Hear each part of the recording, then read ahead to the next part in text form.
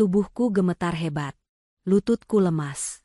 Baru 1 jam yang lalu aku menangis bahagia karena mendapat warisan 125 miliar dari orang tuaku. Aku berlari membawa putra kecilku ke kantor suamiku untuk memberinya kejutan. Tapi dari balik pintu ruangannya, aku malah mendengar kejutannya. Ternyata, suamiku. Sebelum ceritanya dimulai, silakan tulis di kolom komentar dari daerah mana saja teman-teman yang menonton cerita ini.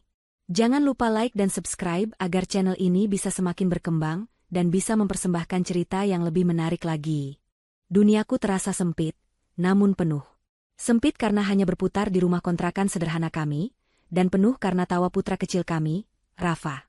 Pagi itu, seperti ratusan pagi lainnya, aku, Kalista, sedang menyuapi Rafa bubur ayam yang kubuat sendiri. Hijab bergo instan yang kukenakan sedikit miring, karena Rafa baru saja menariknya sambil tertawa. Bocah lelaki berusia 5 tahun itu adalah pusat semestaku. Dia adalah alasan dibalik setiap lelah dan juga sumber dari setiap bahagiaku. Suamiku, Dava, sudah berangkat bekerja sejak fajar tadi. Dia selalu sibuk. Bekerja keras, katanya, demi kami. Aku selalu percaya padanya. Aku mencintainya dengan sisa-sisa hati yang telah lelah oleh kehidupan sebelum bertemu dengannya. Kami hidup pas-pasan.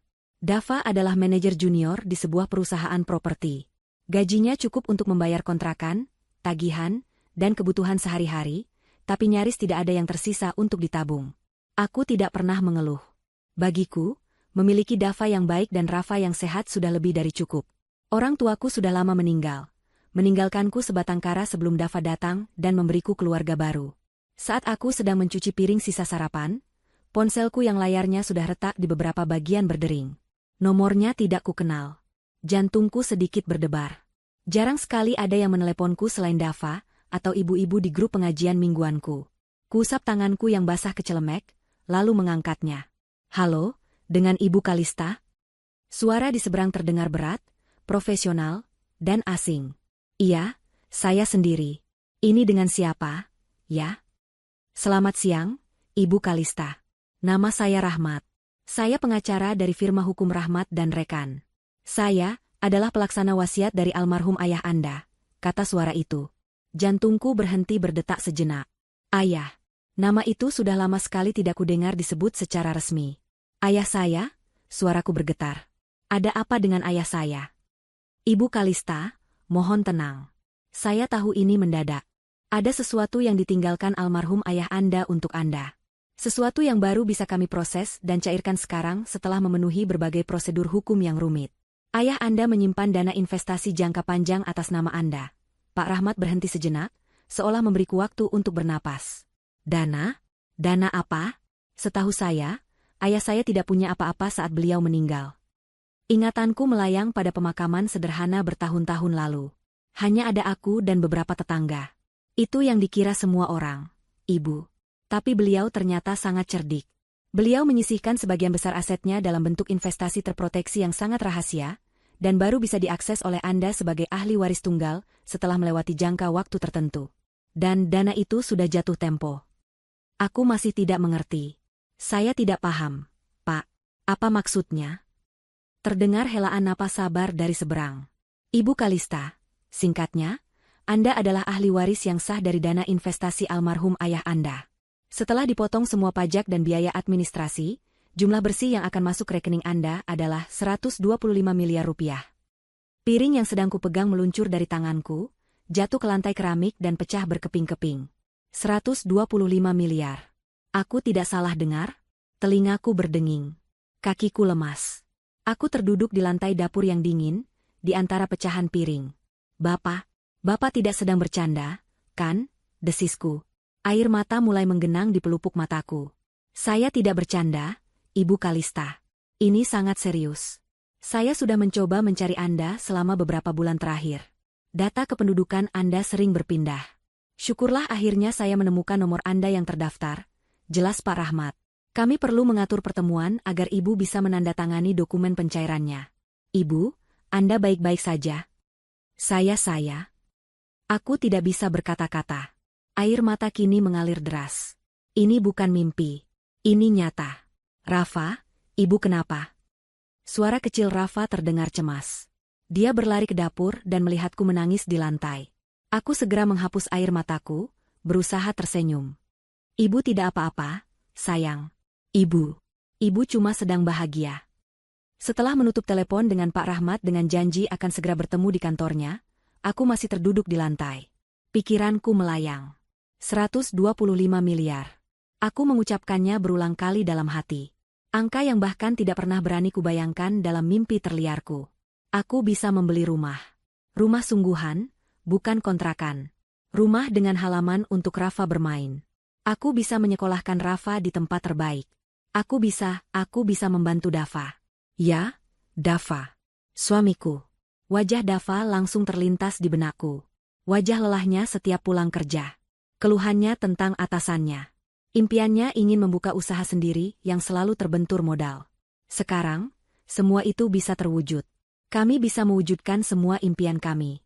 Dava tidak perlu lagi bekerja keras membanting tulang untuk orang lain. Gairah baru menjalari tubuhku. Aku harus memberitahunya. Sekarang juga. Aku tidak bisa menunggu sampai dia pulang nanti malam. Aku harus melihat wajahnya saat mendengar kabar ini. Aku ingin berbagi kebahagiaan ini dengannya, saat ini juga. Dengan tangan yang masih sedikit gemetar, aku membersihkan pecahan piring. Aku lalu memandikan Rafa, mengganti bajunya dengan baju terbaik yang dia punya. Baju polo kecil berwarna biru langit. Aku sendiri bergegas berganti pakaian. Aku memilih gamis terbaikku, yang biasa kupakai untuk lebaran, dan menyemprotkan sedikit parfum. Aku mematut diriku di cermin. Wajahku memerah karena gembira. Kita mau kemana, Ibu? Tanya Rafa, bingung melihatku terburu-buru. Aku berjongkok, memegang kedua bahu mungilnya. Kita mau kasih kejutan buat ayah, sayang. Kejutan yang sangat besar. Setelah ini, hidup kita akan berubah. Kataku, suaraku masih sedikit serak karena tangis haru tadi. Aku segera memesan taksi online. Sambil menunggu, jantungku berdebar kencang. Aku membayangkan reaksi Dava. Dia pasti akan kaget. Dia akan memelukku erat. Mungkin dia akan menangis bahagia. Kami akan merencanakan masa depan kami. Masa depan yang cerah. Masa depan yang tidak pernah kami bayangkan sebelumnya. Saat taksi tiba, aku menggendong Rafa dan masuk dengan hati yang meluap-luap oleh harapan. Di dalam taksi, aku tidak bisa berhenti tersenyum. Aku terus menciumi pipi Rafa. Ibu sayang Rafa. Ibu sayang ayah. Kita akan jadi keluarga paling bahagia di dunia. Perjalanan ke kantor Dava terasa seperti perjalanan terpanjang dalam hidupku. Padahal, biasanya hanya memakan waktu 30 menit. Tapi hari ini, setiap detik terasa mendebarkan. Aku memeluk Rafa erat di pangkuanku. Langit di luar jendela taksi tampak lebih biru, dan matahari bersinar lebih terang. Atau mungkin itu hanya perasaanku saja. Perasaan seorang wanita yang baru saja mengetahui bahwa nasibnya telah berubah 180 derajat. Aku membayangkan Dava, mungkin dia sedang sibat di depan komputernya, mengerutkan kening, berurusan dengan angka-angka atau klien yang sulit.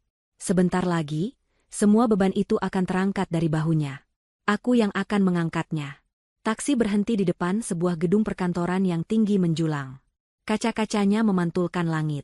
Ini adalah dunia Dava. Dunia yang terasa sedikit asing bagiku. Aku jarang sekali ke sini. Dava selalu bilang tidak perlu. Dia sibuk, dan kantor bukanlah tempat bermain anak. Tapi hari ini adalah pengecualian. Aku membayar taksi dan menggandeng tangan Rafa. Kami masuk ke lobi yang dingin dan mewah. Lantainya terbuat dari marmer mengkilap yang memantulkan bayangan kami. Seorang resepsionis wanita dengan pakaian necis dan riasan sempurna menatap kami. Aku bisa merasakan tatapannya menyapu dari hijab sederhanaku, ke gamis lebaranku, lalu ke Rafa yang menatap sekeliling dengan mata membulat. Ada sedikit pandangan meremehkan di matanya, atau mungkin aku hanya terlalu sensitif. Selamat siang, ada yang bisa saya bantu? Tanyanya dengan nada yang dibuat seramah mungkin, namun terdengar datar. Siang, Mbak. Saya mau bertemu dengan Pak Dava. Suami saya, kataku sambil tersenyum. Resepsionis itu memeriksa komputernya. Pak Dava, apakah sudah ada janji? Oh, tidak. Saya istrinya. Saya mau memberi kejutan, kataku, sedikit berbisik di bagian kejutan. Resepsionis itu mengangkat alisnya sedikit. Baiklah. Pak Dava ada di ruangannya, lantai 15. Lift di sebelah sana. Dia sepertinya tidak terlalu peduli. Aku mengucapkan terima kasih dan bergegas menarik Rafa menuju lift. Di dalam kotak besi yang membawa kami naik itu, Jantungku berdebar semakin kencang. Rafa mulai sedikit rewel. Ayah lama, rengeknya. Sabar, sayang. Sebentar lagi kita ketemu ayah. Bujukku. Pintu lift terbuka di lantai 15. Lorongnya sepi dan berkarpet tebal, meredam suara langkah kami. Aku tahu ruangan Dava ada di ujung lorong. Aku sudah pernah ke sini sekali, saat acara kunjungan keluarga yang diadakan perusahaan setahun lalu. Aku berjalan pelan, menenangkan Rafa yang mulai ingin berlari. Semakin dekat aku ke ruangan Dava, semakin jelas aku bisa mendengar suara dari dalam. Pintu ruangannya, yang terbuat dari kayu solid dengan panel kaca buram, sedikit terbuka. Hanya celah kecil, tapi cukup untuk membuat suara dari dalam bocor keluar. Aku mendengar suara Dava. Dia sedang tertawa. Tawa yang dalam dan renyah. Tapi, ada sesuatu yang berbeda. Tawa itu terdengar asing, penuh kemenangan yang dingin. Benar, Pak. Aku sudah bilang. Kan? Rencananya berjalan mulus, kata Dava. Aku berhenti melangkah. Pak? Papa? Setahuku, ayah Dava sudah meninggal, sama sepertiku. Mungkin itu panggilan untuk atasannya? Aku menempelkan telingaku sedikit lebih dekat, menyuruh Rafa diam dengan isyarat jari di bibir. Suara lain, yang lebih tua dan berat, menjawab. Bagus. Jadi, pengacara itu akhirnya menghubunginya. Tepat, seru Dava, masih dengan nada gembira yang mengerikan itu. Pengacara bodoh itu akhirnya menelepon Kalista pagi ini. Persis seperti yang Papa duga. Dia pasti sedang dalam perjalanan ke bank sekarang, atau mungkin sedang menangis bahagia seperti orang bodoh di rumah. Jantungku serasa diremas. Kalista. Dia menyebut namaku. Pengacara bodoh. Dia bicara tentang Pak Rahmat. 125 miliar. Jumlah yang fantastis, Dava. Kamu sudah mengaturnya dengan baik selama ini. Menikahinya, berpura-pura hidup susah akting yang luar biasa. Kata suara tua itu, disusul tawa kecil. Aku menutup mulutku dengan tangan.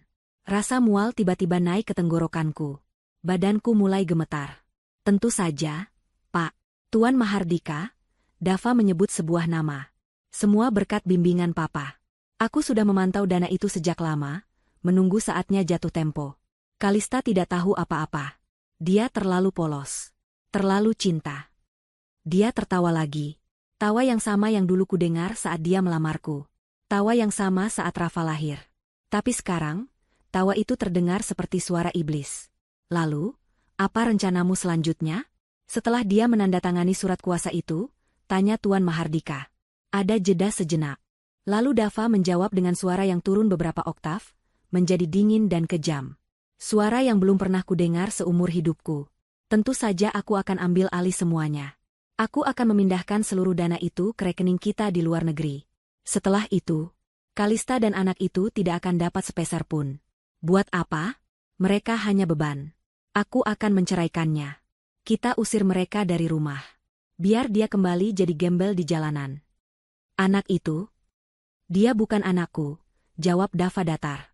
Maksudku, dia anakku secara biologis, tapi aku tidak pernah menginginkannya. Dia hanya alat untuk membuat Kalista tetap terikat padaku. Tubuhku membeku. Gemetar hebat menjalari seluruh tubuhku, dari ujung kepala sampai ujung kaki. Lututku lemas, nyaris membuatku ambruk jika aku tidak sedang bersandar di dinding. Rafa, merasakan gemetaranku, menatapku dengan cemas. Ibu dingin. Aku tidak bisa menjawab. Aku tidak bisa bernapas. Suara di dalam ruangan itu terus berlanjut, tapi aku tidak lagi mendengarnya. Yang kudengar hanyalah detak jantungku sendiri yang berdentum-dentum menyakitkan di telingaku, dan suara Dava yang menggema, kita usir mereka.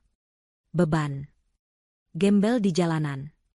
Dunia yang kubangun di atas cinta dan kepercayaan, hancur berkeping-keping dalam hitungan detik. Pria yang kucintai, ayah dari anakku, pria yang kupikir akan kuajak berbagi sisa hidup dalam kebahagiaan ternyata adalah monster. Dia tahu tentang warisan ini. Dia sudah merencanakannya. Pernikahan kami adalah bagian dari rencana itu. Aku hanyalah pion dalam permainannya. Rasa sakit yang menusuk di dadaku begitu hebat. Lebih sakit daripada saat aku kehilangan kedua orang tuaku. Ini adalah rasa sakit pengkhianatan. Dikhianati oleh satu-satunya orang yang kupercaya di dunia ini.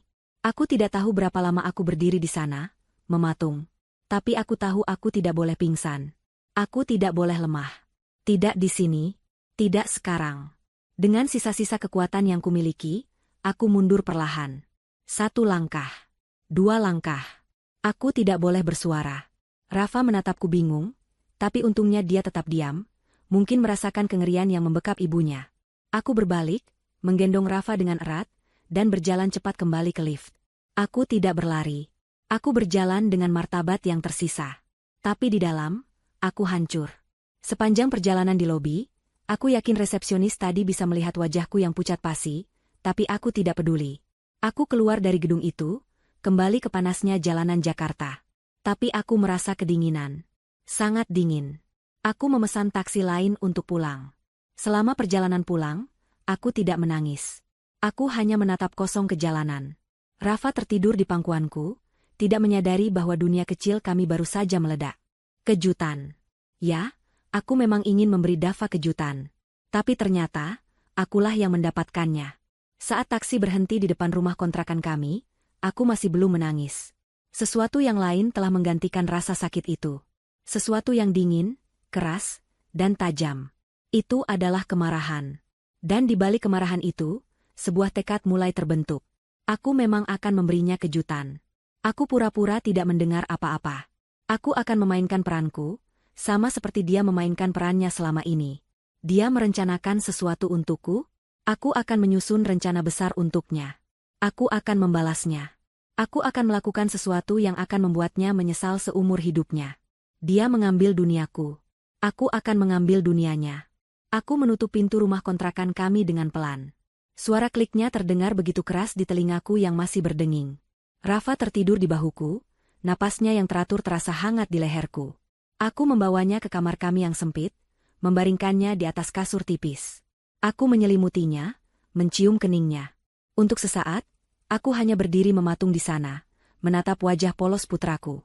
Dialah satu-satunya duniaku yang masih utuh. Dialah satu-satunya alasan aku tidak ambruk di lobi kantor tadi. Rafa tidak bersalah. Rafa tidak tahu apa-apa. Dan pria yang baru saja kudengar suaranya, pria yang tega menyebut putranya sendiri sebagai alat dan beban, tidak pantas menjadi ayahnya. Aku berjalan keluar kamar, menutup pintu perlahan. Rumah ini, yang tadinya adalah istanaku, kini terasa seperti penjara. Setiap sudutnya mengingatkanku pada kebohongan. Foto pernikahan kami di dinding. Aku menatap wajah Dava di foto itu. Dia tersenyum begitu tulus, memelukku dengan erat. Aku ingat hari itu. Aku merasa menjadi wanita paling beruntung di dunia. Ternyata, aku adalah wanita paling bodoh. Aku berjalan ke kamar mandi. Aku menatap pantulanku di cermin tua yang sedikit berkarat di tepinya. Wajahku pucat. Mataku bengkak, tapi kering. Tidak ada air mata yang tersisa. Yang kulihat di mata itu adalah sesuatu yang baru. Sesuatu yang dingin. Wanita yang menatapku balik dari cermin itu bukanlah Kalista yang kukenal. Ini adalah seorang wanita yang telah dihancurkan, dan dari puing-puing itu, sesuatu yang lain sedang dibangun. Kemarahan adalah fondasinya. Aku membasuh wajahku. Air dingin itu seolah menyadarkanku. Aku memperbaiki letak hijabku yang kusut. Aku harus terlihat normal. Aku tidak boleh terlihat hancur. Mulai detik ini, aku adalah seorang aktris. Aktris terbaik yang pernah ada di dunia ini. Karena jika aku gagal, aku dan putraku akan berakhir di jalanan, persis seperti yang Dava rencanakan. Aku melirik jam. Masih ada beberapa jam sebelum Dava pulang. Aku harus menyiapkan makan malam. Rutinitas tidak boleh berubah. Aku pergi ke dapur yang sama tempat aku menerima telepon dari Pak Rahmat pagi tadi. Rasanya seperti sudah 1000 tahun berlalu. Aku mengeluarkan sayuran dan ayam dari kulkas. Aku mulai memotong bawang. Tanganku bergerak secara mekanis. Pisau itu membelah bawang dengan presisi yang tajam. Aku membayangkan wajah Dava. Setiap irisan adalah serpihan kemarahanku. Setiap cincangan adalah sumpah serapahku. Dia pikir aku bodoh. Dia pikir aku lemah. Dia pikir aku hanya seorang ibu rumah tangga polos yang tidak tahu apa-apa selain memasak dan mengurus anak. Dia salah besar. Dia telah meremehkan kekuatan seorang ibu yang anaknya diancam. Aku memasak makanan kesukaannya, ayam kecap pedas. Aroma masakan memenuhi ruangan, aroma yang biasanya membuatku merasa pulang. Hari ini, aroma itu membuatku mual. Tapi aku tetap memasak. Aku akan menyajikan racun terbaikku malam ini, yaitu senyumanku. Waktu berlalu dalam keheningan yang mencekam. Rafa masih tidur nyenyak. Aku duduk di meja makan, menunggu. Menunggu algojoku pulang. Menunggu pria yang kucintai dan kubenci sekaligus. Tepat pukul 7 malam, aku mendengar suara motornya. Jantungku berdebar sangat kencang, nyaris melompat keluar dari dadaku. Aku menarik napas dalam-dalam. Tenang, Kalista. Tenang. Demi Rafa. Pintu terbuka. Assalamualaikum. Suara itu. Suara yang sama yang kudengar di balik pintu tadi. Suara yang penuh tawa kemenangan. Suara yang merencanakan kehancuranku. Aku memaksakan sebuah senyuman. Waalaikumsalam, Mas. Tumben telat. Aku berjalan ke arahnya, mengambil tas kerjanya seperti biasa. Dia mencium keningku. Ciuman yang terasa seperti es. Maaf, sayang. Tadi ada rapat mendadak sama bos besar. Melelahkan sekali. Keluhnya. Bos besar. Tuan Mahardika. Kasihan suamiku. Aku pura-pura bersimpati. Ayo, aku sudah siapkan makan malam. Mas mandi dulu, Gih. Biar segar. Wah, istriku memang paling pengertian. Dia mengacak-acak hijabku, lalu berjalan ke kamar mandi. Saat dia di kamar mandi, aku menyiapkan meja. Tanganku sedikit gemetar saat meletakkan piring di depannya. Aku harus mengendalikan diriku. Dava keluar, sudah segar dan berganti pakaian. Dia duduk di meja makan. Wah, ayam kecap pedas. Kamu tahu saja aku lagi ingin ini, katanya sambil tersenyum. Senyuman itu. Senyuman palsu. Sama palsunya dengan senyumanku. Kami mulai makan. Keheningan hanya dipecah oleh suara sendok dan garpu. Aku tidak bisa menelan makananku. Rasanya seperti ada bongkahan batu di tenggorokanku. Tapi aku memaksanya masuk. Kamu kenapa, sayang? Kok diam saja? Tanyanya, menatapku. Inilah saatnya. Aku mengangkat wajahku. Aku menatap matanya, mata yang dulu selalu membuatku merasa aman. Aku mulai, pertunjukanku. Mas. Aku memulai dengan suara bergetar. Aku membiarkan air mata yang tadi kutahan, kini menggenang. Dava langsung terlihat waspada. Kenapa, Kalista? Kamu sakit? Aku menggeleng. Lalu aku tersenyum. Senyum paling bahagia yang bisa kupalsukan. Aku tidak tahu harus mulai dari mana. Mas, ini berita besar. Berita apa? Tanyanya, nadanya pura-pura penasaran. Aktor yang hebat. Tadi pagi. Aku berhenti, mengambil napas seolah-olah aku terlalu terharu. Aku dapat telepon. Dari pengacara. Pengacara almarhum ayahku. Dava meletakkan sendoknya. Dia mencondongkan tubuhnya ke depan. Matanya berkilat. Kilatan keserakahan yang tidak bisa dia sembunyikan sepenuhnya. Pengacara? Ada apa? Aku membiarkan setetes air mata jatuh. Mas, ternyata ayah meninggalkan warisan untukku. Warisan yang baru bisa cair sekarang. Warisan? Dava pura-pura kaget. Berapa, sayang? 10 juta? 20 juta? Aku menatapnya lekat-lekat. 125 miliar, Mas. Hening. Dava membeku. Akting kagetnya nyaris sempurna. Matanya membelalak. Mulutnya sedikit terbuka. Dia benar-benar aktor yang berbakat. Apa? Desisnya. 100 berapa? Kamu jangan bercanda, Kalista. Aku tidak bercanda, Mas. 125 miliar. Aku menutup wajahku dengan tangan, berpura-pura menangis terharu. Hidup kita akan berubah, Mas. Hidup kita. Sesaat kemudian, Dava melompat dari kursinya. Dia menghambur ke arahku, menarikku berdiri, dan memelukku erat. Terlalu erat. Hingga aku sulit bernapas. Ya Allah, sayang. Ini luar biasa, teriaknya. Dia memutar-mutar tubuhku. Aku tidak percaya ini. Kita kaya, Kalista. Kita kaya. Aku membalas pelukannya. Aku menyandarkan kepalaku di dadanya yang bidang. Aku bisa mendengar detak jantungnya yang cepat. Bukan karena cinta, tapi karena adrenalin keserakahan. Aku memejamkan mata, menahan rasa jijik yang luar biasa. Pelukan ini terasa seperti lilitan ular. Dingin dan mematikan. Ini rezeki kita, sayang. Rezeki Rafa, katanya lagi, kini mencium puncak kepalaku. Rezeki kita. Ya, dia sudah merencanakan rezeki ini sejak lama. Dia melepaskan pelukannya, memegang kedua bahuku. Matanya berkaca-kaca. Dia bahkan bisa memproduksi air mata palsu. Kita bisa beli rumah, sayang. Rumah mewah. Kita tidak perlu tinggal di kontrakan sempit ini lagi. Dan Rafa, kita bisa sekolahkan dia ke sekolah terbaik di luar negeri.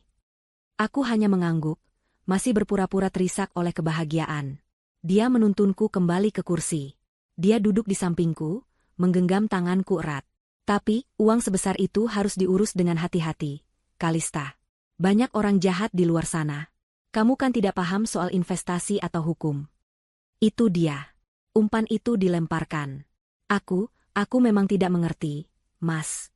Aku takut, kataku dengan suara lirih, memainkan peranku sebagai wanita lemah. Jangan takut. Dia mengusap punggung tanganku. Ada aku di sini. Aku akan bantu kamu urus semuanya. Biar aku yang tangani. Kamu tinggal duduk manis saja. Kamu percaya padaku, kan, sayang? Aku menatap matanya. Mata seorang pembohong. Mata seorang pengkhianat. Tentu, Mas, jawabku dengan senyum termanis yang bisa kuberikan. Aku percaya penuh sama kamu. Kamu suamiku. Siapa lagi yang bisa kupercaya selain kamu? Dia tersenyum puas. Senyum kemenangan. Dia pikir dia sudah menang. Dia tidak tahu, perang ini baru saja dimulai. Malam itu adalah malam terpanjang dalam hidupku. Aku tidur di samping Dava, memunggunginya. Dia tidur dengan nyenyak, mendengkur pelan.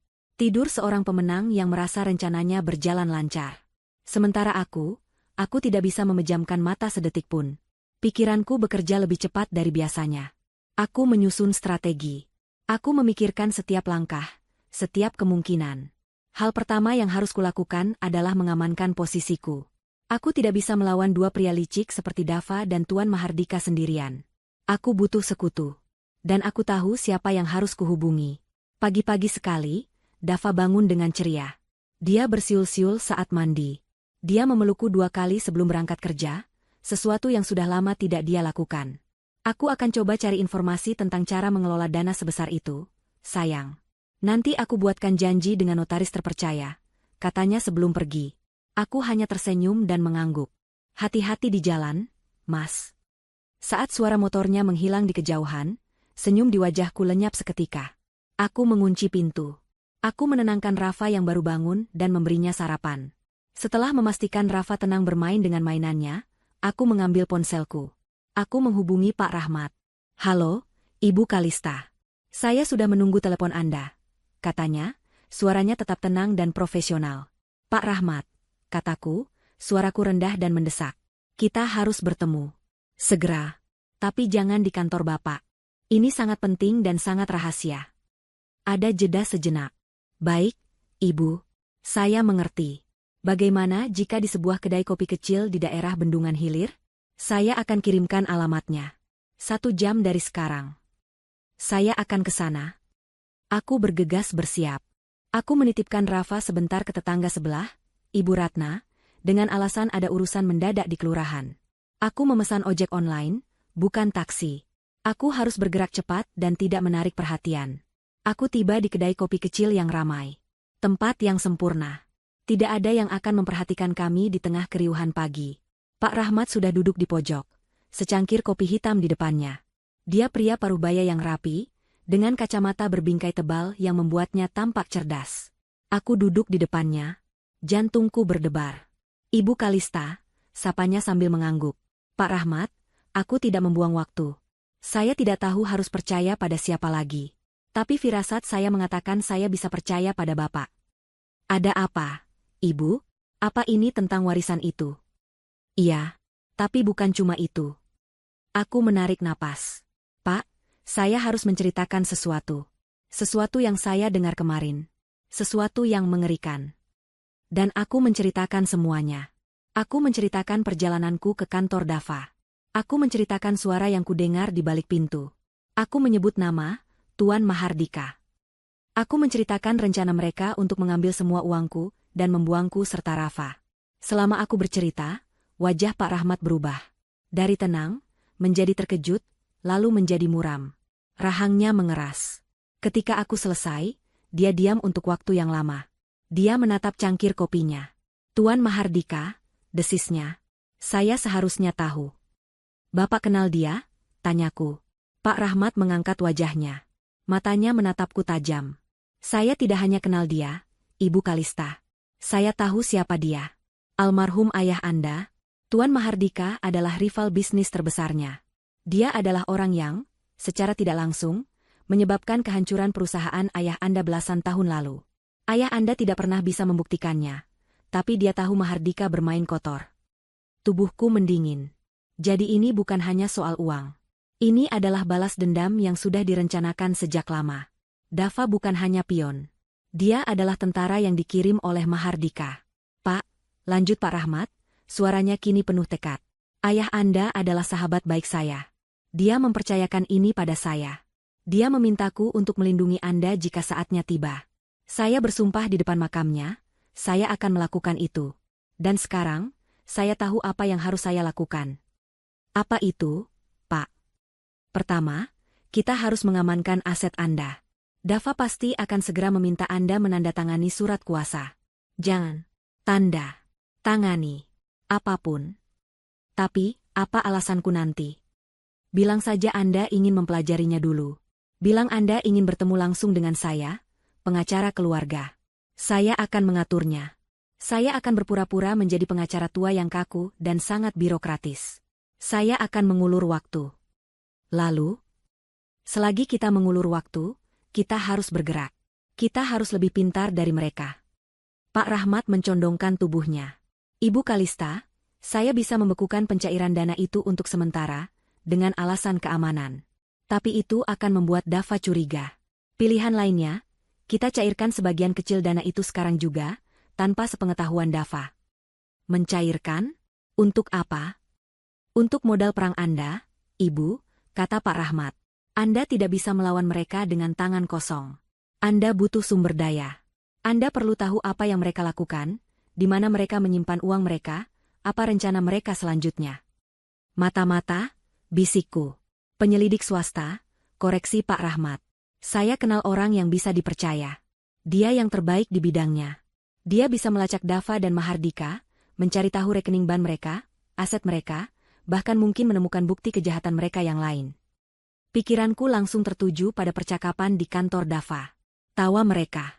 Rasa jijik kembali menjalari diriku. Lakukan, Pak, kataku tegas. Suaraku tidak bergetar lagi. Berapa yang kita butuhkan? Dia tidak murah. Tapi dia sepadan. Kita cairkan 500 juta rupiah dulu. Kita masukkan ke rekening baru atas nama Anda, yang hanya Anda dan saya yang tahu. 500 juta. Jumlah yang dulu tak terbayangkan. Sekarang, itu hanya uang untuk memulai. Saya setuju, kataku. Dan, Pak Rahmat, saya tidak hanya ingin tahu apa rencana mereka. Saya ingin bukti. Bukti untuk apa? Untuk menceraikannya? Aku menatap Pak Rahmat. Bukan. Bukti untuk menghancurkan mereka. Sama seperti mereka berencana menghancurkan saya. Pak Rahmat menatapku lama. Dia sepertinya melihat sesuatu yang baru di wajahku. Akhirnya, dia mengangguk pelan. Baik, Ibu Kalista. Kita akan susun rencana besar ini. Kita akan berikan mereka kejutan yang tidak akan pernah mereka lupakan. Aku meninggalkan kedai kopi itu dengan perasaan yang berbeda. Rasa takutku telah hilang, digantikan oleh tujuan yang jelas. Aku bukan lagi Kalista yang lemah. Aku adalah seorang pejuang. Beberapa hari kemudian, Pak Rahmat mengabari bahwa rekening rahasiaku sudah aktif, berisi uang operasional kami. Dia juga sudah mengatur pertemuan dengan penyelidik swasta bernama Surya. Aku bertemu Surya di lobi sebuah hotel murah di Jakarta Pusat. Dia pria yang tidak mencolok. Biasa saja. Tapi matanya tajam. Ibu Kalista? Tanyanya. Aku mengangguk.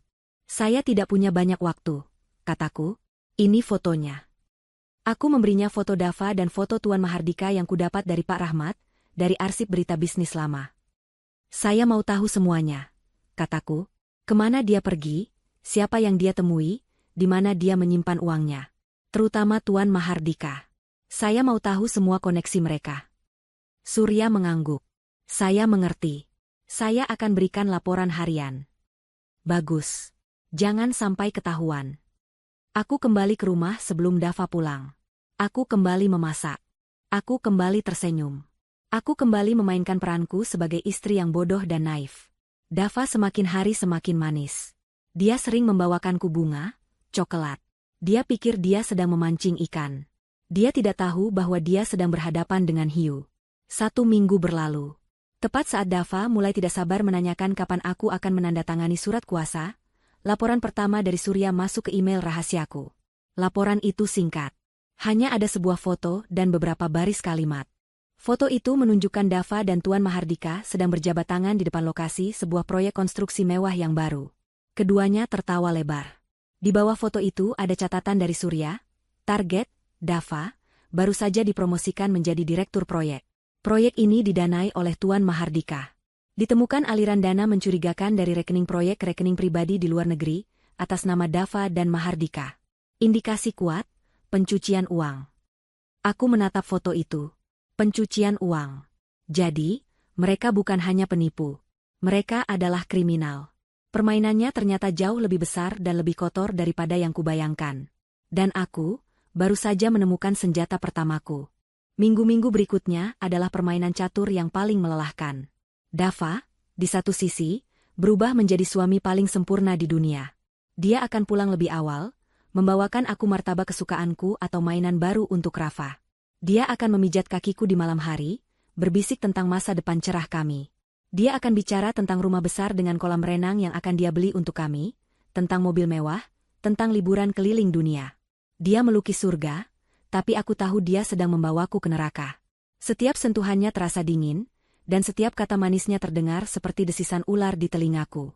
Aku tersenyum, mengangguk, dan berpura-pura terbuai. Tapi di dalam, aku menghitung setiap kebohongannya.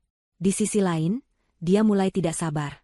Dia akan bertanya, dengan nada yang dibuat sesantai mungkin, "Jadi, gimana, sayang? Kapan kita bisa ketemu Pak Rahmat MU itu? Biar urusannya cepat selesai." Aku selalu punya jawaban. "Sabar, Mas," kata Pak Rahmat, "dokumennya banyak sekali. Ada pajak waris yang harus diurus dulu," katanya rumit. Atau, "Pak Rahmat lagi di luar kota. Mas, ada urusan klien lain. Beliau bilang asetnya aman, kita tunggu saja." Setiap kali aku mengulur waktu, aku bisa melihat kilatan jengkel yang cepat di matanya, sebelum dia menutupinya lagi dengan senyuman palsu. "Oh, ya sudah. Kalau begitu, kita tunggu. Tapi kan lebih cepat lebih baik, sayang. Biar kita bisa cepat pindah dari rumah sempit ini." Dia pikir aku bodoh. Dia pikir aku tidak melihat permainannya. Sementara itu, aku dan Pak Rahmat, serta Surya, bekerja dalam diam. Laporan-laporan dari Surya terus masuk ke email rahasiaku. Foto-foto Dava bertemu dengan Tuan Mahardika di lobi hotel mewah. Transkrip percakapan telepon yang berhasil disadap, membicarakan proyek dan dana segar. Mereka jelas sedang merencanakan sesuatu yang besar, menggunakan proyek konstruksi itu sebagai kedok. Laporan Surya mengonfirmasi apa yang sudah kuduga. Proyek itu kekurangan dana akibat salah urus dan korupsi yang mereka lakukan. Mereka sangat membutuhkan suntikan dana segar. Mereka membutuhkan warisanku. Kini aku mengerti. Promosi Dava menjadi direktur proyek bukanlah hadiah. Itu adalah cara Mahardika untuk menempatkan Dava di posisi yang tepat untuk menyalurkan uang haram mereka, dan sekarang, untuk menyalurkan uang warisanku. Tekanan semakin besar. Aku tahu aku tidak bisa mengulur waktu selamanya. Dava mulai resah. "Aku nggak suka sama pengacara kamu itu, Kalista. Kenapa lambat sekali? Apa dia sengaja mempersulit?" tuduhnya suatu malam. "Inilah saatnya. Aku tahu aku harus memberinya sesuatu." Umpan. Malam itu, setelah Rafa tidur, aku duduk di samping Dava di ruang tamu kami yang sempit. Aku memasang wajah paling cemas yang kubisa. "Mas," aku memulai dengan suara bergetar. Aku takut." Dava langsung waspada. Dia mematikan televisi. "Takut kenapa, sayang? Ada Pak Rahmat?" "Bukan." Aku menunduk, memainkan ujung hijabku. Aku nggak enak sama kamu, Mas. Kamu sudah bekerja keras. Kamu punya rencana besar untuk kita. Tapi aku malah menahan-nahan uang itu. Gara-gara Pak Rahmat yang lambat itu." Wajah Dava langsung melembut. Dia mengira aku merasa bersalah. "Hei, nggak apa-apa, sayang. Aku ngerti." "Nggak, Mas," potongku. "Aku istrimu. Aku harusnya mendukung kamu.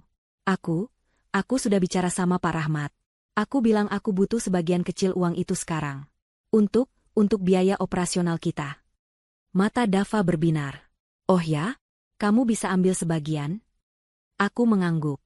Pak Rahmat bilang bisa. Sebagai dana darurat. Tidak banyak, sih. Tapi aku menatapnya seolah-olah aku sedang memberikan dunia. Aku bisa cairkan mungkin 1 miliar? Dava nyaris tersedak. 1 miliar? Iya. Aku pura-pura malu. Aku tahu itu tidak seberapa dibanding totalnya. Tapi aku pikir, Mas Dava bisa pakai uang itu dulu. Untuk apa saja yang Mas butuhkan. Untuk modal awal investasi kita. Mungkin? Biar Mas nggak perlu pusing lagi soal uang. Aku percaya penuh sama kamu, Mas. Kamu yang lebih paham cara mengelolanya. Ini adalah pertaruhan terbesarku. Aku memberinya umpan yang sangat besar. Jika dia menolaknya, rencanaku gagal. Tapi aku tahu suamiku. Aku tahu keserakahannya. Dava tidak bisa menyembunyikan kegembiraannya. Wajahnya berseri-seri. Dia langsung memelukku erat. Ya Allah, sayang, kamu memang istri terbaik. Tentu itu sangat membantu. Ini akan sangat mempercepat rencana kita. Jadi, Mas mau aku transfer ke rekening Mas? Tanyaku polos. Iya, tentu. Besok kamu urus. Ya? Transfer saja ke rekening gajiku yang biasa. Dia mencium keningku berulang kali. Aku janji, sayang. Uang ini akan kembali berlipat ganda. Aku akan buat kamu dan Rafa hidup seperti raja dan pangeran. Aku percaya, Mas, bisikku, menahan rasa mual di perutku. Keesokan harinya, aku pergi ke bank. Tentu saja, aku tidak sendiri. Pak Rahmat sudah mengatur semuanya. Aku ditemani oleh seorang asistennya yang menyamar sebagai sepupuku. Prosesnya berjalan lancar. 1 miliar rupiah berpindah dari rekening warisanku ke rekening pribadi Dava. Malam itu, Dava adalah pria paling bahagia di bumi. Dia membawaku dan Rafa makan malam di restoran mahal. Restoran yang dulu hanya bisa kami lihat dari luar. Dia memesan semua makanan ternak. Ini baru permulaan, sayang, katanya sambil mengangkat gelas jusnya. Permulaan dari hidup baru kita. Aku tersenyum dan mengangkat gelasku. Untuk hidup baru kita, kataku. Apa yang Dava tidak tahu adalah, Pak Rahmat dan Surya sudah siaga. Rekening Dava dipantau 24 jam penuh. Kami tidak perlu menunggu lama. Tepat 2 hari setelah uang itu masuk, Surya mengirimkan laporan darurat. Uang 1 miliar itu tidak bertahan lama di rekening Dava. Dia tidak menggunakannya untuk membayar uang muka rumah atau mobil. Tidak. Dava memecah uang itu menjadi 3 bagian dan mentransfer hampir seluruhnya. Laporan Surya sangat jelas. Aliran dana itu menuju ke beberapa rekening perusahaan pemasok fiktif yang terkait dengan proyek konstruksi Tuan Mahardika. Dan sebagian kecil lagi, yang paling memberatkan, ditransfer langsung ke rekening pribadi Tuan Mahardika di luar negeri. Rekening yang sama yang ditemukan Surya sebelumnya. Dava tidak sedang berinvestasi. Dia tidak sedang membangun masa depan kami. Dia menggunakan uang warisan ibuku untuk menutupi lubang kejahatan mereka. Dia menggunakanku untuk mendanai pencucian uang mereka. Aku menutup laptopku. Tanganku tidak lagi gemetar. Yang ada hanyalah rasa dingin yang menusuk. Umpan itu telah dimakan. Ikan serakah itu telah terjerat. Sekarang, saatnya menarik kailnya. Setelah umpan 1 miliar itu ditelan bulat-bulat, Dava menjadi lebih santai. Dia pikir dia sudah memegang kendali. Dia pikir aku sudah sepenuhnya berada dalam genggamannya. Seorang istri bodoh yang rela memberikan uangnya begitu saja. Dia tidak lagi terlalu agresif menanyakan sisa warisan. Dia sibuk. Aku tahu dia sibuk. Laporan Surya menunjukkan aktivitasnya yang meningkat. Dia sering bertemu Tuan Mahardika, tidak lagi di tempat tersembunyi, tapi di lokasi proyek mereka. Mereka jelas merasa di atas angin. Aku memberikan mereka waktu 1 minggu. 1 minggu bagi mereka untuk merasa nyaman, untuk membiarkan uang haram itu mengendap, untuk membuat mereka lengah. Selama 1 minggu itu, aku adalah istri yang sempurna. Aku memasak, aku tersenyum, aku melayani Dava seolah dia adalah raja. Sementara itu, di belakang layar, timku bekerja. Pak Rahmat menyiapkan dokumen hukum. Surya mengumpulkan lebih banyak bukti. Dan aku mempersiapkan diriku untuk pertempuran puncak. Pada hari ke-8, Dava pulang dengan berita besar. Sayang, aku punya kabar baik. Serunya bahkan sebelum dia melepas sepatu. Wajahnya berseri-seri. Tuan Mahardika, beliau ingin bertemu denganmu. Jantungku berdebar. Ini dia. Bertemu aku? Kenapa? Tanyaku pura-pura kaget.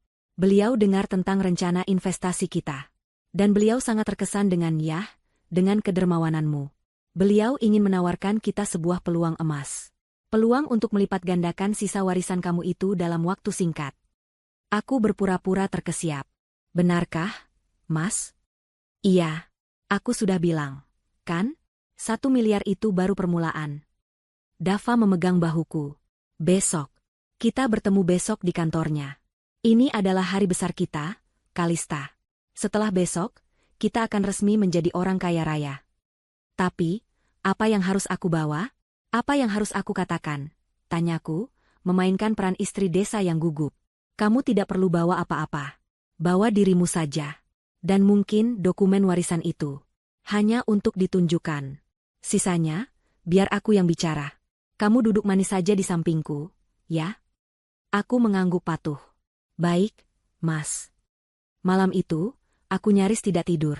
Aku menghubungi Pak Rahmat dan Surya. Besok, pukul 10 pagi. Di kantor Tuan Mahardika. Ini saatnya. Keesokan paginya, aku berdandan. Aku memilih gamis terbaikku, yang berwarna biru tua, memberiku kesan serius namun elegan. Aku membalut hijabku dengan rapi. Aku menatap pantulanku di cermin. Wanita yang menatap balik tampak tenang. Matanya tajam. Tidak ada lagi ketakutan di sana. Ibu cantik sekali, puji Rafa.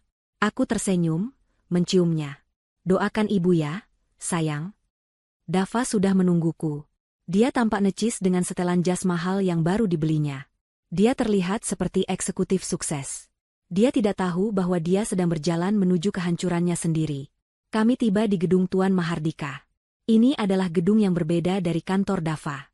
Jauh lebih mewah, menjulang tinggi di pusat distrik bisnis. Kami naik lift pribadi langsung ke lantai paling atas, ke ruang kerja Tuan Mahardika. Ruangan itu sangat besar. Jendelanya dari lantai ke langit-langit, menyuguhkan pemandangan kota Jakarta. Tuan Mahardika duduk di belakang meja kayu raksasa, tampak seperti raja di singgasananya. Dia pria yang lebih tua dari Dava, berwibawa, dengan tatapan mata yang tajam dan dingin. Ah, Dava. Dan ini pasti Ibu Kalista. Sapanya, suaranya berat. Dia tidak berdiri. Silakan duduk. Aku duduk di sofa kulit yang empuk. Dava duduk di sampingku, tampak tegang namun penuh harap. Jadi, Ibu Kalista, Tuan Mahardika memulai, langsung ke intinya. Saya dengar Anda baru saja mendapatkan rezeki nomplok. Dan suami Anda, Dava, adalah pria yang cerdas. Dia menginvestasikan sebagian kecilnya dengan sangat baik melalui kami. Dia tersenyum licik. 1 miliar itu sudah berkembang pesat dalam seminggu ini. Bayangkan apa yang bisa kami lakukan dengan 124 miliar sisanya. Dava menyenggolku pelan. Aku menatap Tuan Mahardika. Peluang apa yang Anda tawarkan, Pak? Sederhana, katanya. Anda serahkan sisa dana itu pada kami. Kami akan memasukkannya ke dalam proyek properti kami. Proyek yang sangat menguntungkan. Dalam 6 bulan, saya jamin, uang Anda akan berlipat ganda. Tentu saja, Anda harus menandatangani surat kuasa penuh kepada Dava, agar dia bisa mengelolanya atas nama Anda. Seorang pria yang tampak seperti notaris, yang sedari tadi berdiri diam di sudut, melangkah maju. Dia meletakkan setumpuk dokumen tebal di atas meja kopi di depan kami. Di bagian paling atas, tertulis jelas, surat kuasa penuh. Anda tinggal tanda tangan di sini, Ibu, kata notaris itu, menyodorkan pena. Dava menatapku dengan senyum lebar. Matanya berapi-api. Tanda tangan, sayang. Ini impian kita. Aku mengambil pena itu. Tanganku stabil. Aku melihat ke Dava, lalu ke Tuan Mahardika. Aku melihat ke notaris palsu mereka. Lalu aku meletakkan kembali pena itu di atas meja. Maaf, kataku pelan. Senyum Dava membeku. Kenapa, sayang? Ada masalah? Saya tidak bisa menandatangani ini, kataku. Tuan Mahardika mengerutkan kening. Apa maksud Anda? Aku menarik napas. Saya tidak bisa menandatangani surat kuasa ini, karena saya rasa, ada dokumen lain yang lebih mendesak untuk ditandatangani. Dava tampak bingung. Dokumen apa lagi, Kalista? Jangan bercanda. Oh, saya tidak bercanda, Dava, kataku. Suaraku berubah. Tidak ada lagi nada lirih atau takut. Yang ada hanya nada dingin dan datar. Saat itulah, pintu ruang kerja Tuan Mahardika terbuka. Dava dan Mahardika menoleh kaget. Pak Rahmat masuk. Dia tidak sendirian. Di belakangnya ada Surya, dan dua orang pria berjas rapi yang membawa tas koper. Siapa kalian? Keamanan, teriak Tuan Mahardika, bangkit dari kursinya. Mereka tamu saya, kataku. Aku ikut berdiri. Dava, Tuan Mahardika, kenalkan. Ini Pak Rahmat, pengacara saya. Yang ini Pak Surya, penyelidik pribadi saya. Dan dua bapak ini, aku menunjuk pria berjas itu, adalah auditor forensik independen. Wajah Dava berubah pucat pasi. Dia menatapku seolah melihat hantu. Kalista, apa maksud semua ini? Maksudnya, Mas? Aku mengambil sebuah map dari tas yang kubawa, yang tadi Dava kira berisi dokumen warisan. Aku melemparkannya ke atas meja, tepat di atas surat kuasa mereka. Maksudnya adalah, saya tahu semuanya, kataku. Saya tahu tentang rencana kalian sejak awal. Saya tahu Tuan Mahardika adalah musuh lama ayah saya. Saya tahu Dava menikahiku hanya untuk mengincar uang ini. Kamu. Dava tergagap. Dan saya tahu, lanjutku, suaraku menggema di ruangan yang tiba-tiba senyap itu, bahwa uang 1 miliar yang saya transfer minggu lalu, tidak diinvestasikan. Uang itu kalian gunakan untuk menutupi jejak pencucian uang di proyek konstruksi kalian. Dan bodohnya, kalian mentransfernya langsung ke rekening pribadi Tuan Mahardika di Cayman Island. Mata Tuan Mahardika membelalak ngeri. Para auditor ini, kataku sambil menunjuk, sudah memiliki bukti lengkap aliran dana itu. Dan Pak Surya, dia sudah merekam setiap percakapan kalian selama sebulan terakhir. Termasuk percakapan Dava di telepon kantornya, yang menyebut akan membuang saya dan Rafa ke jalanan. Dava ambruk kembali ke sofa. Dia tidak bisa berkata-kata. Seluruh darah seolah tersedot dari wajahnya. Jadi, kataku, menatap Dava tepat di matanya. Saya tidak akan menandatangani surat kuasa itu. Tapi sepertinya, Anda berdua yang akan segera menandatangani surat penangkapan. Pak Rahmat melangkah maju. Tuan Mahardika, Dava. Kami punya cukup bukti untuk menyeret Anda atas tuduhan penipuan, persekongkolan, dan pencucian uang. Pilihan Anda, hadapi tuntutan penuh, atau bekerja sama sekarang juga. Tuan Mahardika menatapku dengan kebencian. Dava menatapku dengan kengerian. Dia akhirnya sadar. Dia tidak pernah berhadapan dengan istri yang bodoh. Dia sedang berhadapan dengan wanita yang telah mengambil kembali segalanya. Kamu. Desis Dava. Kamu menjebakku? Aku tersenyum. Senyum pertamaku yang tulus hari ini. Bukan menjebak, Mas. Aku hanya memberikan tali yang cukup, agar kamu bisa menggantung dirimu sendiri. Ruangan yang tadinya terasa luas itu mendadak terasa sesak. Udara seolah tersedot keluar. Tuan Mahardika, pria yang beberapa detik lalu duduk seperti raja di singgasananya, kini berdiri dengan wajah merah padam. Kemarahan dan keterkejutan berperang di matanya. Dava, di sisi lain, tampak seperti mayat hidup. Dia masih terduduk di sofa, pucat pasi, matanya menatapku kosong, seolah tidak percaya dengan apa yang baru saja dia dengar. Senyum palsu notaris di sudut ruangan sudah lama luntur, berganti dengan keringat dingin yang membasahi pelipisnya. Apa-apaan ini? Tuan Mahardika adalah yang pertama kali menemukan suaranya kembali. Suaranya menggelegar. Kalian pikir kalian siapa? Masuk ke kantor saya tanpa izin. Keamanan, keamanan, usir mereka. Tidak perlu berteriak, Tuan Mahardika, kata Pak Rahmat tenang. Dia melangkah maju, meletakkan tas kerjanya di atas meja kopi, tepat di samping tumpukan dokumen surat kuasa yang kini tampak konyol. Kami diundang oleh istri klien Anda, katanya sambil menunjuk Dava, Ibu Kalista. Saya tidak peduli, bentak Mahardika. Kalian menerobos masuk. Dan rekaman? Penyelidik? Itu ilegal. Kalian melanggar privasi saya. Saya bisa menuntut kalian semua. Silakan saja, sahut Surya, pria yang pendiam itu, kini angkat bicara. Suaranya datar. Semua bukti saya dapatkan secara legal. Pelacakan aliran dana adalah data publik bagi auditor terakreditasi. Dan rekaman percakapan? Itu saya dapatkan dari Dava sendiri. Dava mengangkat kepalanya. Apa? Aku tidak pernah. Surya tersenyum tipis. Anda yang memberikannya pada saya. Saat Anda dengan bodohnya menggunakan ponsel baru pemberian Tuan Mahardika, yang ternyata sudah saya pasangi perangkat lunak pelacak. Termasuk semua cadangan obrolan dan rekaman suara Anda. Anda bahkan tidak repot-repot mengganti kata sandi bawaannya. Tuan Mahardika menatap Dava dengan tatapan membunuh. Bodoh. Kamu bodoh. Tidak, kataku, membuat mereka berdua menoleh padaku. Dia tidak bodoh. Dia hanya serakah.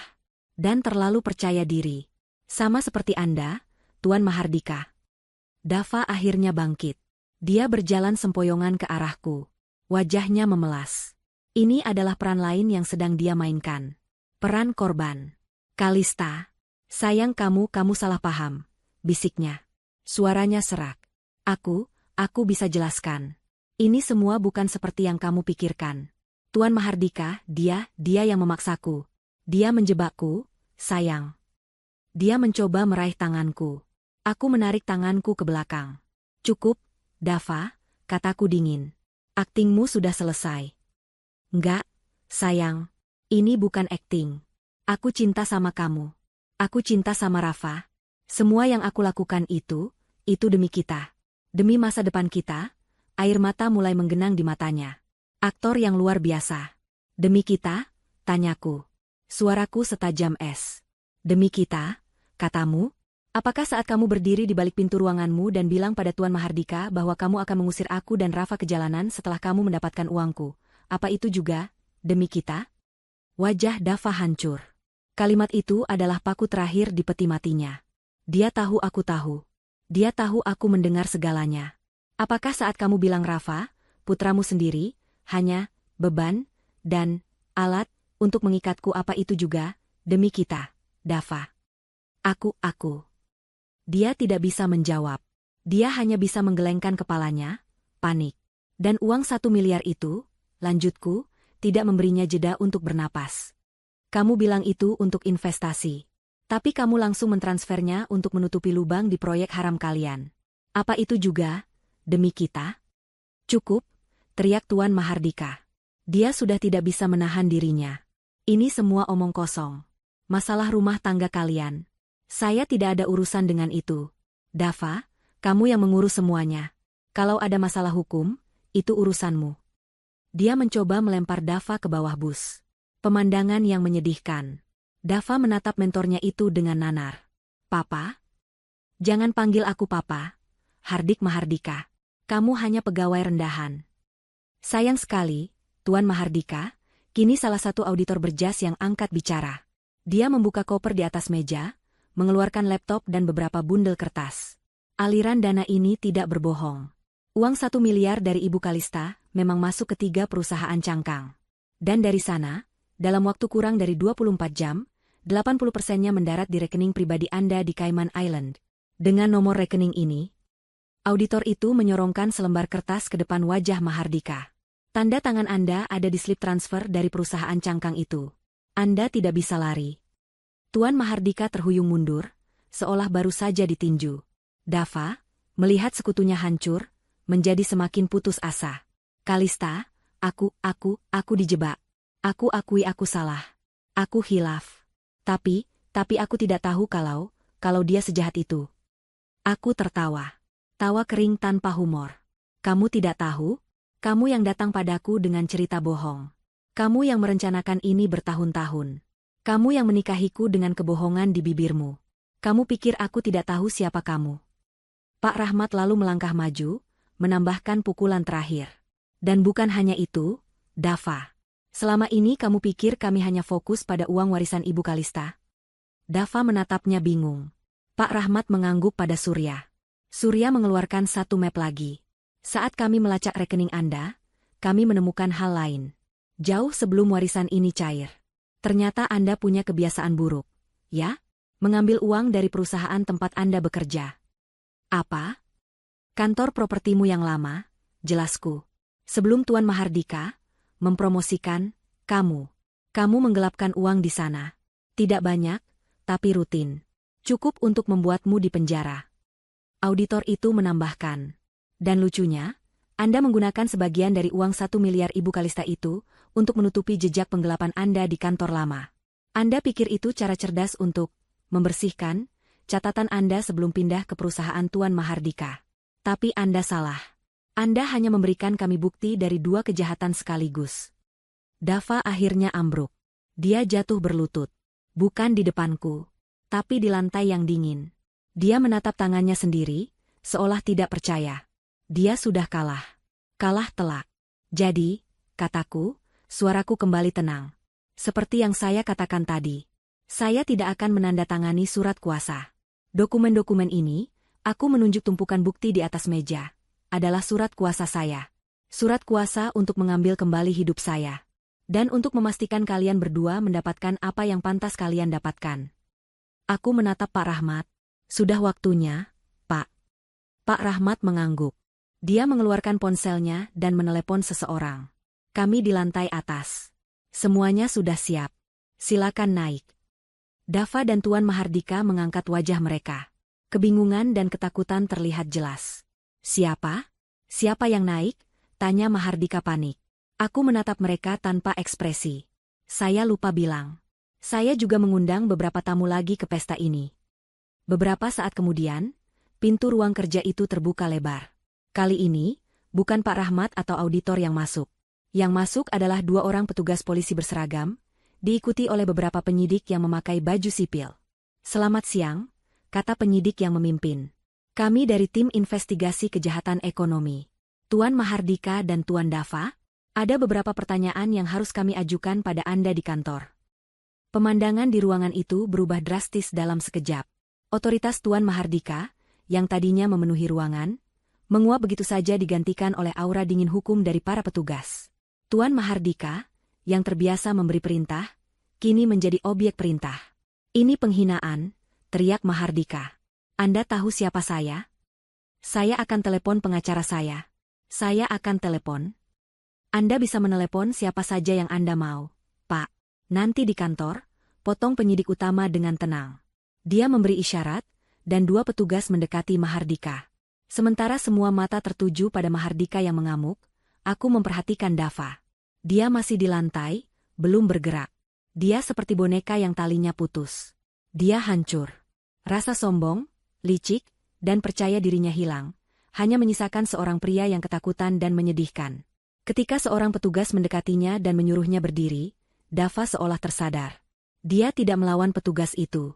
Matanya mencari-cari, dan akhirnya terkunci pada mataku. Saat itulah dia bergerak. Dia tidak bangkit untuk melawan. Dia merangkak. Benar-benar merangkak beberapa langkah di lantai marmer yang dingin, sebelum akhirnya dia bangkit dan menerjang ke arahku. Bukan untuk menyerang, tapi untuk memohon. Dia jatuh berlutut tepat di depan kakiku. Kalista, serunya. Suaranya pecah dan penuh keputusasaan. Dia mencoba meraih tanganku, tapi aku melangkah mundur. Dia lalu meraih ujung gamisku, mencengkeramnya erat. Kalista, sayang tolong jangan lakukan ini, isaknya. Air mata dan ingus bercampur di wajahnya. Wajah tampan yang dulu kupuja, kini terlihat menjijikkan. Tolong, Kalista. Aku mohon. Aku salah. Aku akui aku salah. Aku hilaf. Aku buta karena uang. Aku menatapnya dari atas. Dingin. Tolong, sayang pikirkan Rafa. Anak kita. Apa kamu mau dia tumbuh tanpa seorang ayah? Apa kamu tega melihat ayah dari anakmu ini di penjara? Dia mencoba menggunakan Rafa. Senjata terakhir yang dia punya. Aku berjongkok sedikit, bukan untuk menyamainya, tapi agar dia bisa mendengar bisikanku dengan jelas. Kamu berani menyebut nama Rafa sekarang? Desisku pelan. Dia tersentak mendengar nada suaraku. Saat kamu berencana membuang kami ke jalanan, apa kamu memikirkan Rafa? Tanyaku. Aku tidak bermaksud begitu, aku. Saat kamu bilang dia, beban, apa kamu sedang memikirkannya sebagai anakmu? Bukan, Kalista. Itu Tuan Mahardika yang meracuni pikiranku. Aku cinta Rafa. Aku cinta kamu. Aku berdiri tegak. Cengkeramannya di gamisku terasa seperti noda. Lepaskan, kataku datar. Enggak sebelum kamu maafin aku. Tolong, Kalista. Kasih aku satu kesempatan lagi. Aku janji akan berubah. Aku akan jadi suami yang baik. Kita bisa mulai dari awal. Kita punya uang 125 miliar itu. Kita bisa pergi jauh-jauh. Cuma kita bertiga. Tolong, sayang aku mohon. Dia menangis seperti anak kecil. Seorang pria dewasa, berlutut, mengemis di depan wanita yang telah dia hianati habis-habisan. Aku menatap mata petugas polisi yang berdiri di belakangnya. Lalu aku menatap Dava. Kamu tahu apa bedanya kita, Dava? Kataku. Suaraku terdengar jelas di ruangan yang senyap itu.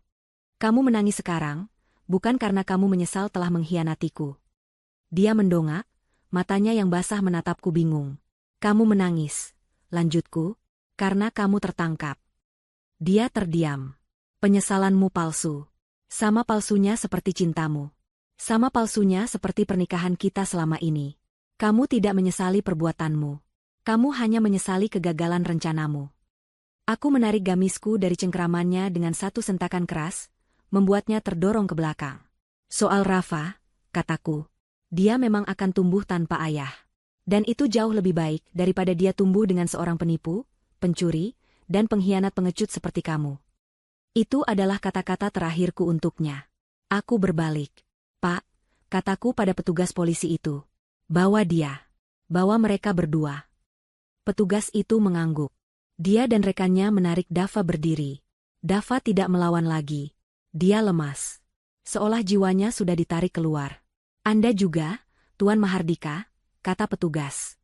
Tuan Mahardika, yang sedari tadi dia menyaksikan kehancuran Dava, kini terlihat pasrah. Dia tahu permainannya sudah berakhir. Para petugas menggiring mereka berdua keluar ruangan. Pak Rahmat, Surya, dan tim auditor mengemasi barang-barang mereka, menyerahkan bukti-bukti awal kepada tim penyidik. Aku berjalan keluar ruangan itu lebih dulu. Aku tidak menoleh ke belakang. Aku tidak mau melihat wajah Dava atau Mahardika lagi. Aku berjalan menyusuri koridor lantai atas yang sepi, menuju lift pribadi. Pak Rahmat menyusulku. Ibu Kalista, katanya lembut. Anda baik-baik saja? Aku masuk ke dalam lift. Saya baik-baik saja, Pak. Pintu lift tertutup. Kami turun dalam keheningan. Saat lift terbuka di lobi utama, pemandangan kacau menyambut kami. Dava dan Tuan Mahardika sedang digiring melintasi lobi yang ramai. Semua karyawan, semua tamu, berhenti beraktivitas. Mereka menatap. Dan saat itulah, drama terakhir terjadi. Tuan Mahardika, mungkin karena malu dan marah, tiba-tiba berhenti dan berbalik ke arah Dava yang berjalan di belakangnya. Ini semua salahmu, teriak Mahardika, suaranya menggema di lobi. Anak bodoh. Tidak becus. Kalau saja kamu bisa mengurus istri polosmu itu, kita tidak akan seperti ini. Dava, yang sudah hancur, tersulut. Salahku? Anda yang menjebakku. Anda yang bilang ini akan mudah.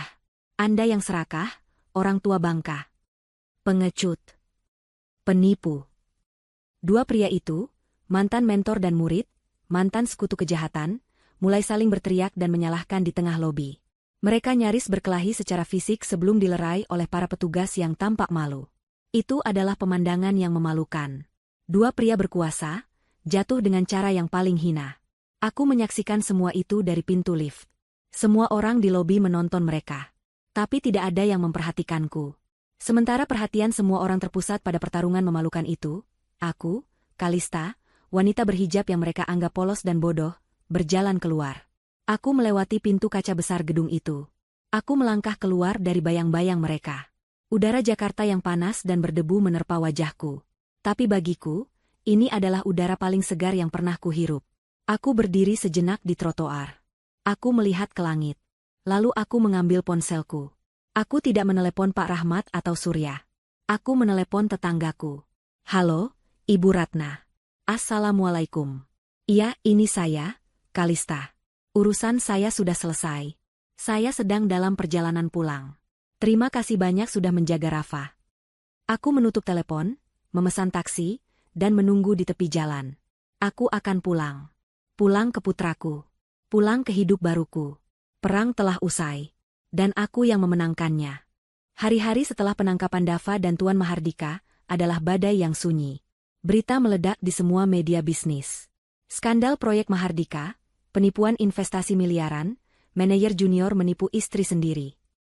Wajah Dava dan Mahardika terpampang di mana-mana, tapi bukan sebagai eksekutif sukses, melainkan sebagai tersangka yang digiring dengan tangan terborgol. Aku, Kalista, dan Rafa, untungnya, aman dari sorotan. Pak Rahmat dengan sigap memindahkanku dan Rafa ke sebuah apartemen servis yang aman, jauh dari kejaran wartawan, jauh dari rumah kontrakan kami yang kini terasa seperti kulit ular yang kutinggalkan. Proses hukum dimulai, dan itu adalah proses yang kotor. Aku harus menghadapinya dengan kepala tegak. Hal pertama yang kulakukan adalah mengajukan gugatan cerai. Aku tidak mau lagi terikat sedetik pun dengan nama Dava. Di luar dugaanku, dari balik jeruji penjara, Dava mencoba melawan. Dia menyewa pengacara murahan yang dibayar oleh sisa-sisa keluarganya, mencoba mengulur waktu, mencoba mengklaim bahwa dia adalah korban, bahwa aku telah menjebaknya. Dia bahkan berani-beraninya mencoba mengklaim sebagian dari harta warisanku sebagai gonogini. Di ruang pengadilan agama, pengacaranya berargumen bahwa Dava telah menjadi suami yang baik dan berhak atas sebagian aset yang didapat selama pernikahan. Aku hanya duduk diam, membiarkan Pak Rahmat yang maju. Pak Rahmat tidak banyak bicara. Dia hanya memutar satu barang bukti. Rekaman audio. Rekaman suaraku dan Dava malam itu, saat aku memberitahunya tentang warisan. Dan dilanjutkan dengan rekaman suara Dava dari balik pintu kantornya, saat dia tertawa bersama Tuan Mahardika. Saat dia menyebutku bodoh.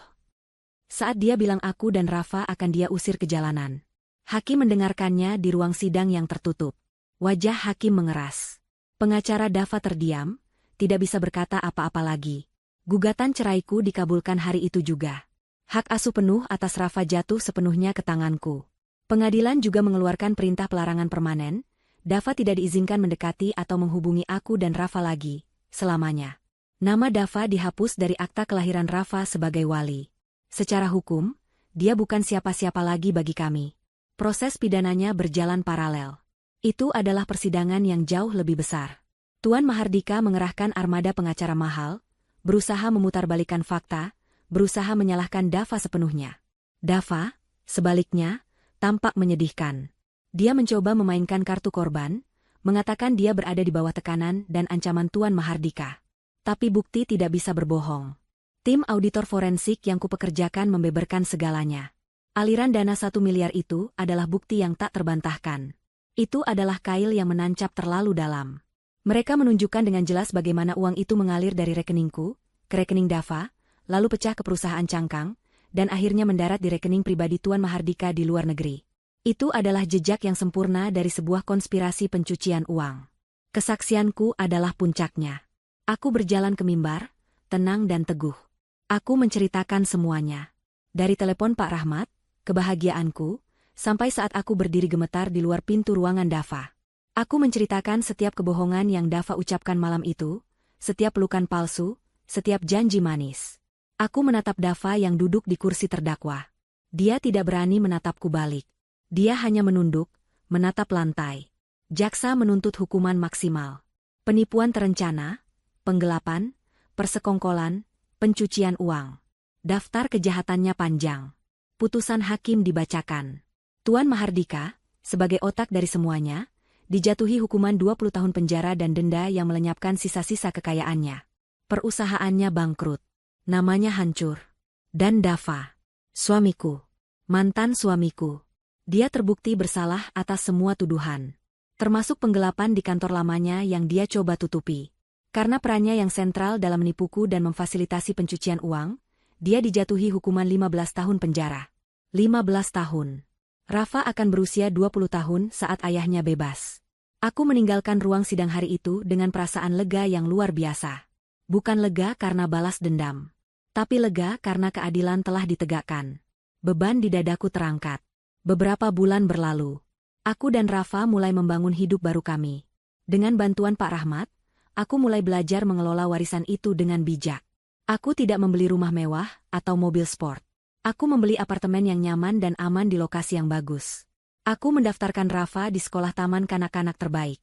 Untuk pertama kalinya dalam hidup kami bisa bernapas. Suatu hari, aku menerima surat. Surat dari penjara. Dari Dava. Dia menulis berlembar-lembar. Isinya penuh dengan penyesalan, permohonan maaf, dan sumpah serapah bahwa dia telah berubah. Dia bilang dia membaca Al-Quran setiap hari. Dia bilang dia menyadari kesalahannya. Dia memohon, sekali saja, untuk bertemu denganku. Dia bilang dia hanya ingin minta maaf secara langsung. Aku meremas surat itu. Tapi kemudian aku membukanya lagi. Ada sesuatu yang belum selesai. Aku memutuskan untuk datang. Aku pergi ke penjara itu, sendirian.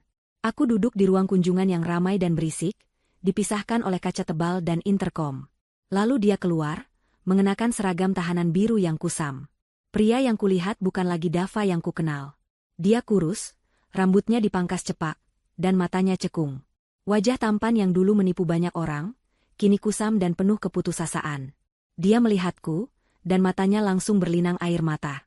Dia bergegas ke interkom. Kalista, Kalista, kamu datang. Ya Allah, kamu datang. Suaranya bergetar. Aku mengangkat gagang interkom. Aku tidak berkata apa-apa. Sayang, maksudku, Kalista, aku minta maaf. Isaknya. Setiap malam aku berdoa. Aku menyesal. Aku benar-benar menyesal. Aku bersumpah. Aku dibutakan oleh Mahardika. Aku. Kamu menyesal, potongku. Suaraku datar, tanpa emosi, terdengar aneh melalui interkom. Iya, aku menyesal. Demi Allah, Kalista. Aku akan lakukan apa saja untuk menebusnya. Tolong, maafkan aku. Aku menatapnya lekat-lekat. Menembus kebohongan yang mungkin masih tersisa. Aku datang ke sini bukan untuk mendengar penyesalanmu, Dava, kataku pelan. Aku datang ke sini untuk satu hal. Dia menatapku penuh harap. Apa? Apa saja, Kalista? Katakan. Aku ingin kamu tahu, kataku, bahwa aku dan Rafa, kami baik-baik saja. Kami sangat bahagia tanpamu. Wajahnya menegang. Aku ingin kamu tahu, bahwa setiap hari selama 15 tahun ke depan, saat kamu duduk di sel ini, kamu bisa memikirkan 125 miliar yang tidak akan pernah bisa kamu sentuh. Kamu bisa memikirkan rumah nyaman yang tidak akan pernah kamu tinggali. Dan kamu bisa memikirkan seorang putra yang tidak akan pernah memanggilmu, ayah. Kalista, jangan sekejam itu. Rintihnya. Kejam? Aku tertawa sinis. Kamu yang mengajariku caranya. Tapi jangan khawatir. Aku tidak akan membalas dengan caramu. Pembalasan dendam terbaikku bukanlah ini. Aku berdiri. Pembalasan dendam terbaikku adalah hidupku. Hidup yang bahagia dan sukses, yang kubangun di atas puing-puing kebohonganmu. Hidup yang tidak akan pernah kamu lihat, dan tidak akan pernah menjadi bagian darinya. Kalista, tunggu. Jangan pergi, teriaknya panik. Dia menggedor-gedor kaca. Bagaimana Rafa? Tolong biarkan aku bicara dengannya. Sekali saja.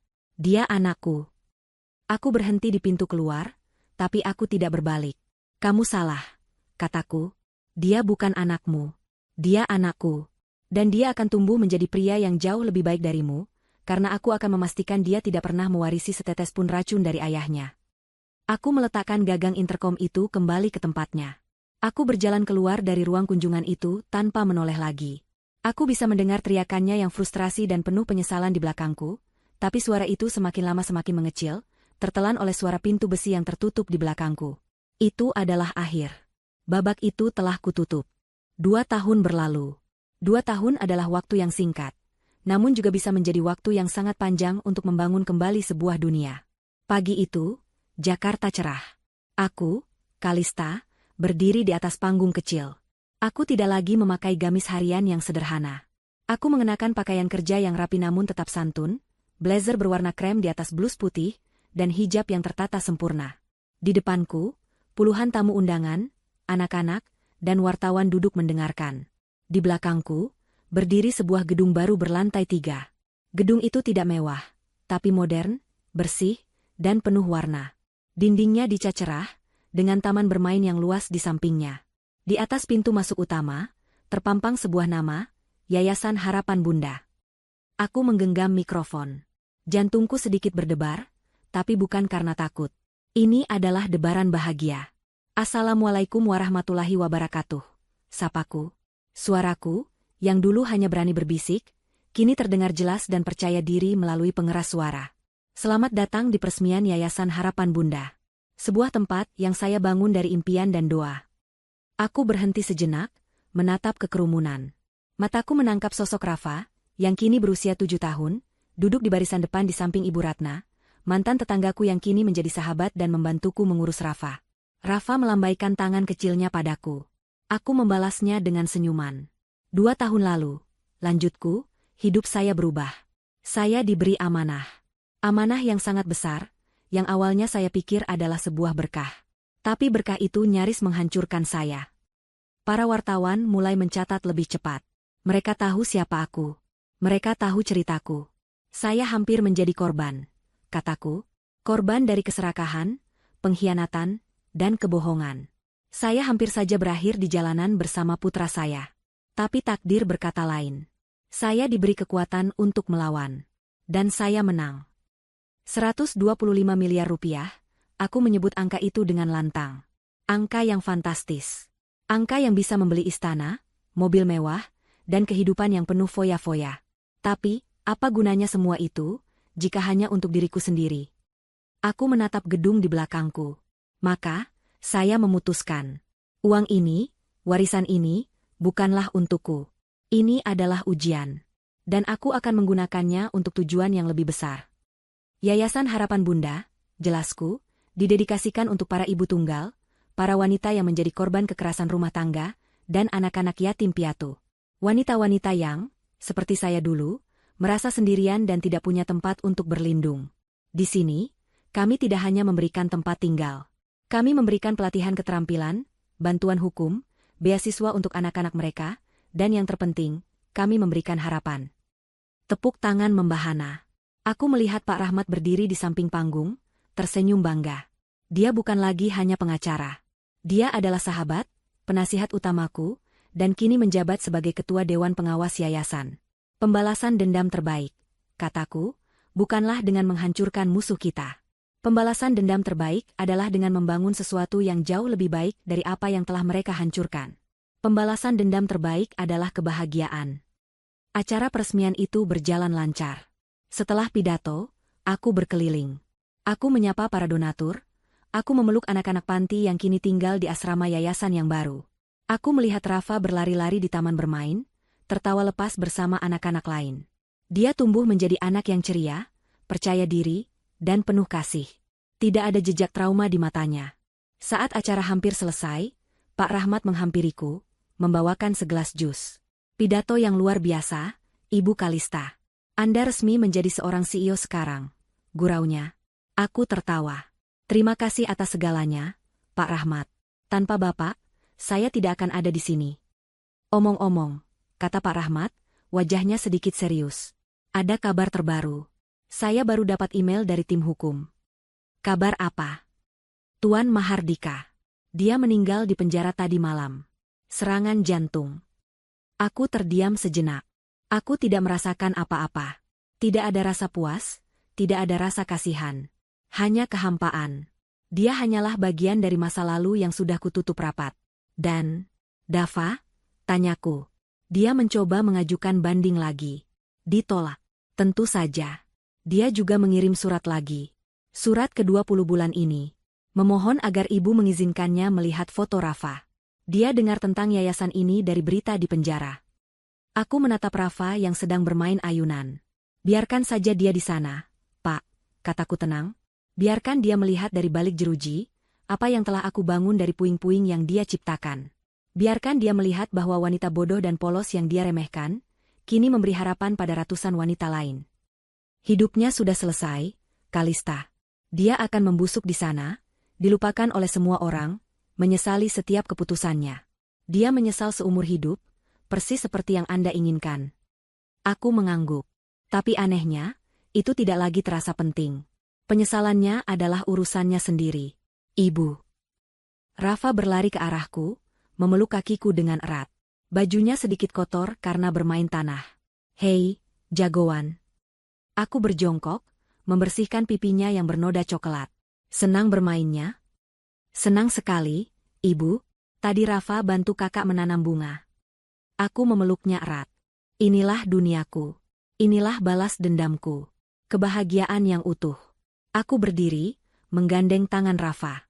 Aku menatap gedung yayasan yang berdiri kokoh di bawah sinar matahari. Aku sadar, aku tidak hanya membangun sebuah yayasan. Aku telah membangun kembali hidupku. Aku telah mengubah warisan yang penuh tragedi, menjadi warisan yang penuh harapan. Dava ingin mengambil 125 miliar dariku, dan membuatku menyesal. Pada akhirnya, dia kehilangan segalanya. Dan aku mendapatkan sesuatu yang jauh lebih berharga dari uang. Aku mendapatkan diriku kembali. Dan itu adalah akhir cerita yang paling memuaskan.